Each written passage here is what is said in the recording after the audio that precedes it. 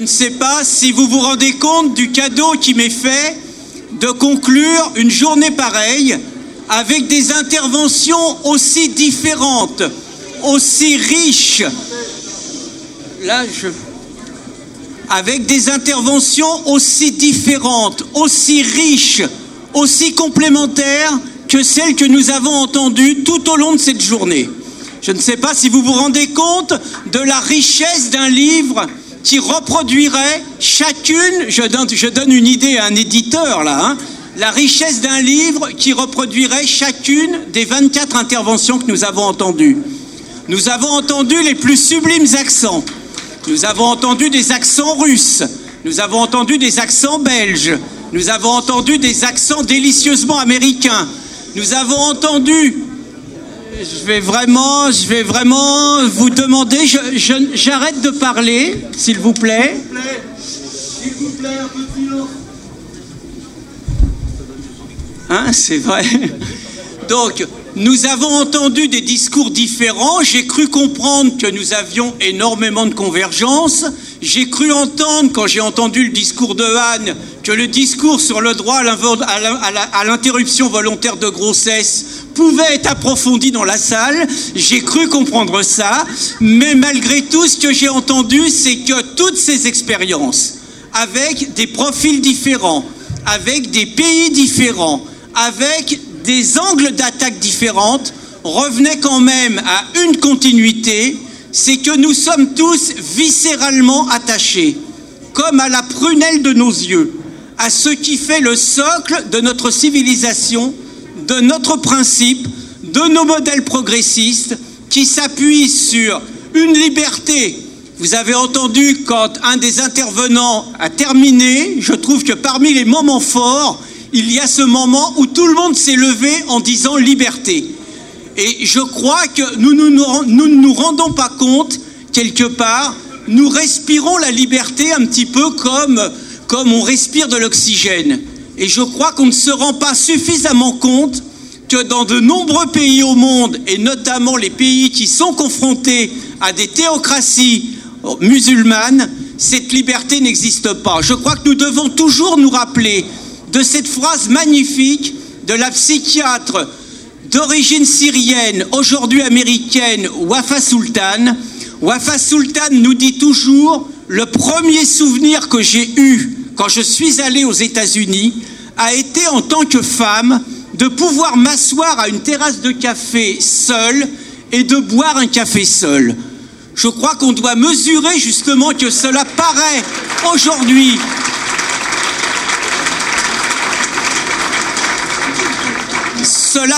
aujourd'hui des évidences, et pourtant nous nous rendons compte de plus en plus que dans des territoires perdus de la République, ces évidences ne sont plus des évidences dans le quotidien de milliers et milliers de jeunes filles. Je crois qu'on a retenu également l'arrivée d'Oscar Fressinger, la popularité de sa liberté de ton, la popularité de son discours de bon sens, la popularité de son attachement à ses principes, à son identité, à son modèle, et puis aussi le courage qui est le sien en ayant accepté pour la première fois de venir nous adresser la parole à Paris.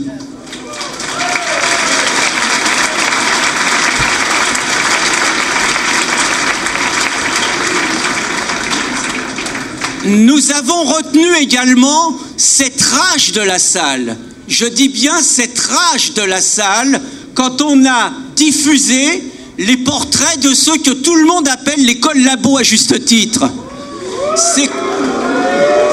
Nous avons vu la coupure de plus en plus profonde entre le peuple, entre le vrai peuple dont les valeurs sont incarnées ici, et les élites qui prétendent parler au nom du peuple et qui le trahissent au quotidien.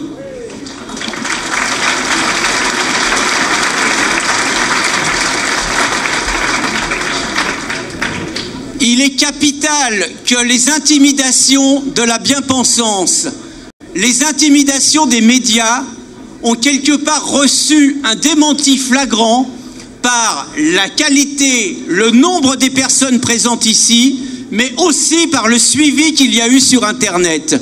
Ce que j'espère, parce que moi je suis toujours convaincu que les lignes peuvent bouger.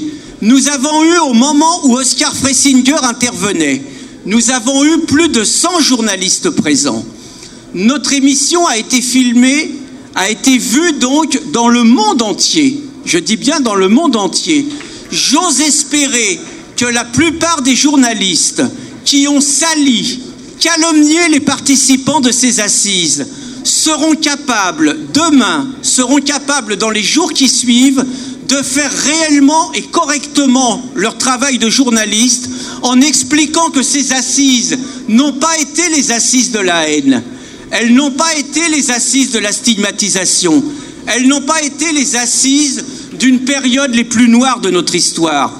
Elles ont été les assises de résistants. Elles ont été les assises de citoyens attachés à leur liberté, attachés à la liberté d'expression, attachés à la liberté de conscience, attachés à la séparation du religieux et du politique, attachés à l'égalité des hommes et des femmes, attachés à notre modèle civilisationnel, attachés à nos valeurs progressistes.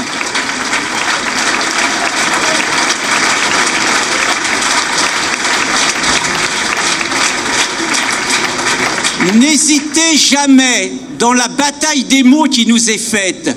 Quand on vous classe à l'extrême droite, n'hésitez jamais à expliquer que dans les années 30, dans les années 50, tous ceux qui osaient critiquer la réalité du modèle du socialisme réellement existant et du paradis pour les peuples étaient catalogués d'extrême droite. N'hésitez jamais à dire que les mêmes qui nous salissent aujourd'hui étaient les mêmes qui, en 1956, lorsque le peuple hongrois se levait, les traitaient d'extrême droite également. Et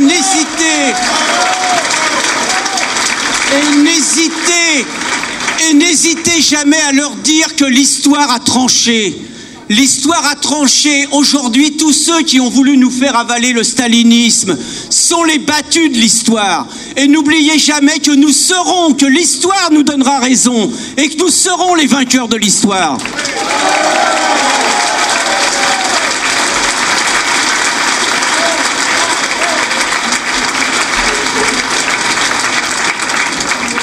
Anne Zelensky a dit très justement que dans cette salle, nous l'avons entendu, je reviens sur certains débats, il est évident que tout le monde n'est pas d'accord, mais il est évident aussi que le vrai clivage aujourd'hui n'est plus dans un clivage artificiel de l'UMPS vers Bobo, Modem, etc., qui sont d'accord sur tout.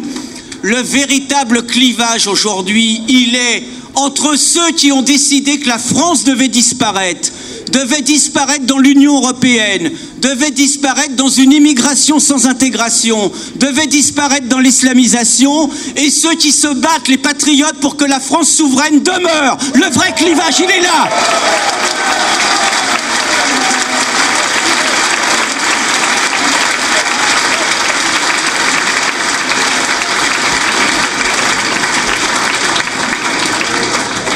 Bien évidemment, la réussite inespérée de cette journée, je reprendrai ce que disait Oscar Freisinger la veille de la première votation sur les minarets.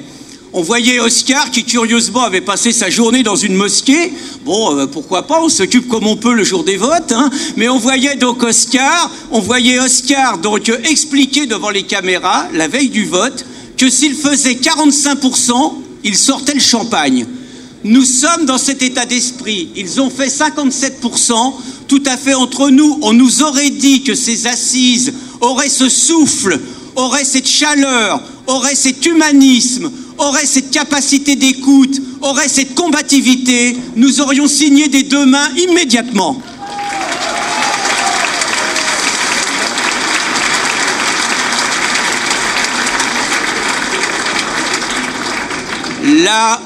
La réussite de ces assises, naturellement, nous donne des responsabilités. Il n'est pas question qu'on se dise le 18 décembre, on s'est fait plaisir, on a bien fini l'année ensemble, c'était super, c'était 6 mois après l'apéro saucisson pinard, et puis peut-être que dans 6 mois, on va se refaire un apéro saucisson pinard, et puis en attendant, chacun mène sa vie. Je crois que nous avons suscité nous avons des personnes qui sont venues nous écouter de toutes les régions de France. Nous avons des personnes qui ont bravé le froid, qui ont bravé la neige, qui ont bravé les conditions climatiques, qui ont fait des heures et des heures de route, qui ont dépensé de l'argent, parfois avec pas des gros budgets, pour venir nous écouter. Nous avons des responsabilités vis-à-vis d'elles, mais elles ont aussi des responsabilités. Nous avons envie de dire, vous ne pouvez pas tout attendre des organisateurs. La défense de notre modèle civilisationnel, c'est aussi votre responsabilité.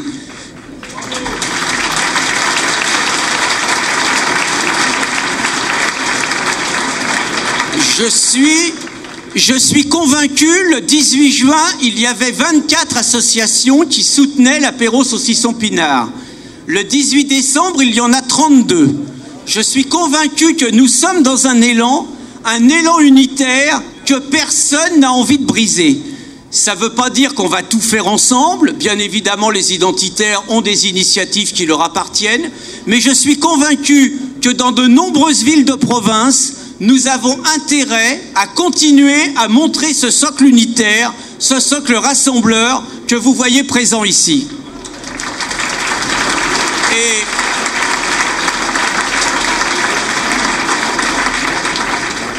Et j'invite chacun à ne pas se laisser intimider par ceux qui croient parler au nom de la gauche et qui, en voulant parler au nom de la gauche, se conduisent comme des petits nervis fascistes, en s'opposant à la liberté d'expression, par la violence, par les intimidations. Je vous invite à ne pas vous laisser intimider et à multiplier dans vos villes de province ce genre d'initiative, mais aussi les intervenants qui sont venus d'autres pays. Je les invite également à multiplier ce genre d'initiative, car jusqu'à maintenant, la première initiative de ce type, c'est bien à Paris qu'elle a eu lieu.